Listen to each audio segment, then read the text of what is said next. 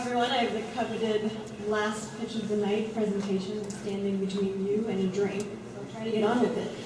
But my company is called Tripchi. I'm the co-founder and CEO, and it's a mobile app that brings a brand new experience to you at the airport. So here's basically the problem. It's a two-sided problem. Travelers are bored, it's time to kill. We've all been there in the airport, so you know what I'm talking about. And at the same time, brands in the airport, vendors in the airport, have trouble engaging with bored travelers. But there's another problem. There's an airport problem. So what if U.S. airports actually had stores that you wanted to shop at? What if they're oriented more like malls? More like some of the airports overseas. Dubai. Dubai has it down. They have very interesting concept stores that also reflect the brand of the city. This is Boston, Oregon. We've done a pretty good job here. But why isn't there more interesting content? Well, so this is Airports 2.0 when you get there with Tripchi. Why isn't there a freedom trail through Boston Logan Airport where you can explore the history and culture of our city while buying interesting things as you go along? Why isn't there a planetarium or a New England aquarium in there, as well as associated shops, right? So this is kind of the new experience that we want to bring. And you see it all through the Tripchi map. So, if you like healthy local food, it might suggest grab a bite to eat at Legal Seafood. Legal Seafoods would send you a targeted offer. Come and visit us, get a free appetizer with the purchase of an entree. You can check out a Museum of Fine Arts exhibit or shop, New England Aquarium. And as you're exploring this interesting content that tells the story of your city, you're also picking up souvenirs. So this is sort of this all-encompassing experience that we want to present. Now, this vision is a long way off, obviously. We have to lead airports down this path. What can we do in the meantime? As people are using our app, what are we collecting?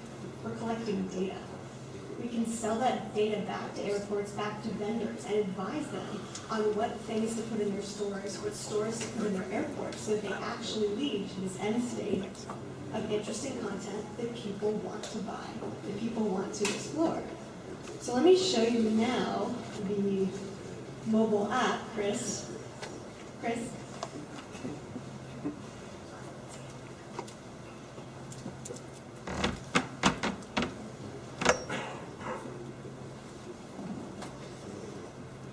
So as he's setting that up, we have a prototype finished. We're about to launch a private beta in Boston Logan with friends and family beta testers. You can be part of it too if you go onto our website at tripchi.com and sign up. We're looking for people who are traveling out of Logan in the next month or so.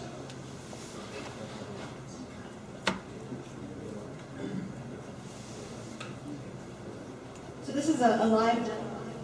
So it might take a little while to load things, but basically there's three things that we want someone to do when they first log in. We want them to enter in their flight information so we know exactly when their flight leaves. This is very important because we want to create that sense of urgency so we know exactly how much time to do location-based flash deals and offers from the vendors, right? The second thing is we want you to log in via a social network, whether it's LinkedIn, Twitter, or Facebook. We want to do a single sign-on through that to bring in metadata about your personality, as well as make it shareable. And then the third thing we want you to do is fill out a native profile so that we understand a little bit more about your personality and your preferences. And then you can just view recommendations. So this is actually showing me that I need to fill out my profile. So let's say I want fast food and souvenirs. And we'll see, through the deployment of the beta, whether these are the types of things that people want, or if they want different things, and we can change it. If they know exactly what they want already, you can see the screen at the bottom here. You can hop directly to what you want, like food and drink, shopping, finding a charging station, airline lounge, meeting other people within your social network who happen to be at the airport. But let's take a look at food and drink and see what happens. So let's go to Legal Seafoods. And so right there you see more information about it. If there's a special offer, you can view it. This is what you would show the vendor at the point of sale. And by the way, all these deals and offers flow through from the website. We have a content management system built out. This is probably like the most interesting piece, actually, and I'm only mentioning the last 10 seconds because I forgot about it. But this is a way for vendors to do targeted marketing and targeted offers directly to consumers. So it's a website that can run campaigns over a specific period of time, offering specific content to specific people within that geofenced airport area. So that's basically Tripchi in a nutshell. Are there any questions?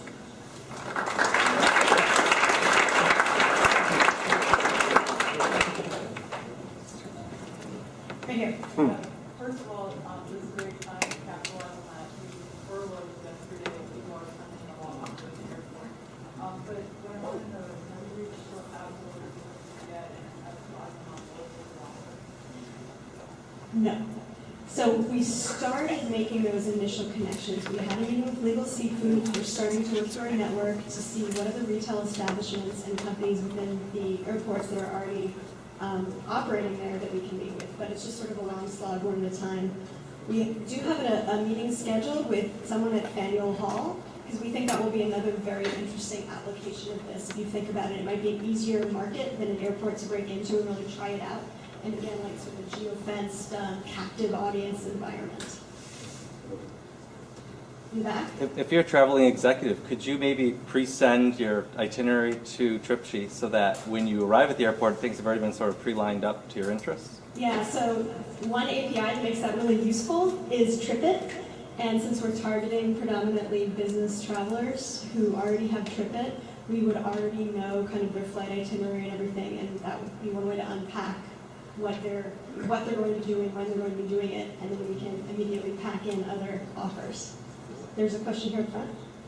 How much interface with like Yelp or Google Maps or Belly or something like that? So they're not targeted in the airport vertical, so we're actually not very concerned with them. I mean, Foursquare, Yelp, Google, sure, they could go there, but they are caring more about like the entire city and getting people to engage in that level.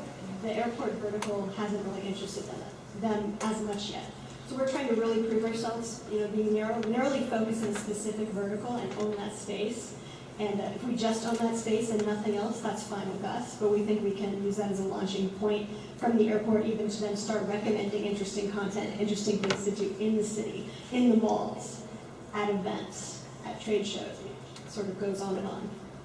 In the back there?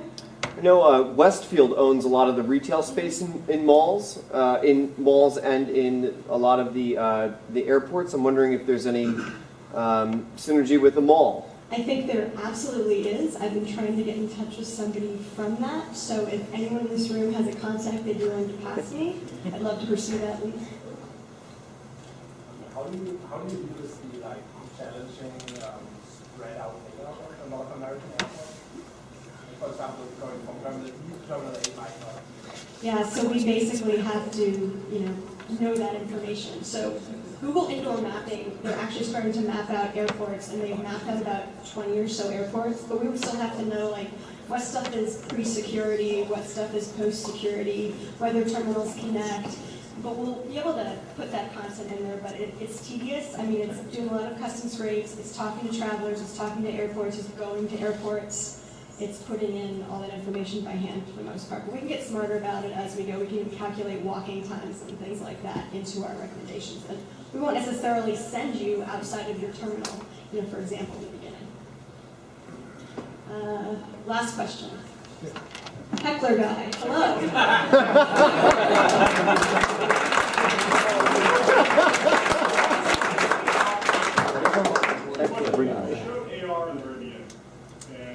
Mobile app, it's on iOS. The question to you is, how far off do you see your app? Let's say you have all the money in the world and you're a Fortune 500 company. How far off do you see AR technology for your type of app, for your type of space, and Google Glass? What kind of general adoption for your end user? I'm trying to think of a use case where someone with Google Glass would actually be using that at the airport. I'm not sure if that exists yet, but I definitely think there's a natural connection down the road. Yep, give like an explanation. 5 years. Probably